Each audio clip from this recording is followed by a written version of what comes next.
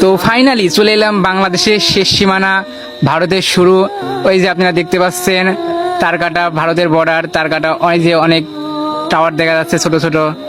তো আসলে এখানকার দৃশ্যটা অনেক সুন্দর। এখানে ধানের ক্ষেত, ধানের ভুঁই আছে, তার মাঝখানে রাস্তায় অনেক সুন্দর জায়গাটা। তো যারা যারা বাংলাদেশ শেষ সময় আসেন নাই তারা বলে যাবেন, আর একটা করে কমেন্ট করবেন, আর যারা যারা আসেন তারাও একটা করে কমেন্ট করবেন। আর এই যে দেখতে পাচ্ছেন এখানে একটা ক্যাম্প, পুলিশ ক্যাম্প।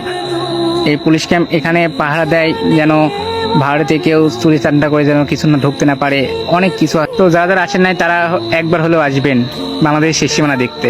তো আজকে ভিডিওটা এই পর্যন্ত। তো ফাইনালি চলে এলাম বাংলাদেশের শেষ সীমানা, ভারতের শুরু।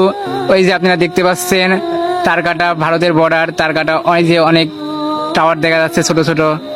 তো আসলে এখানকার দৃশ্যটা অনেক সুন্দর।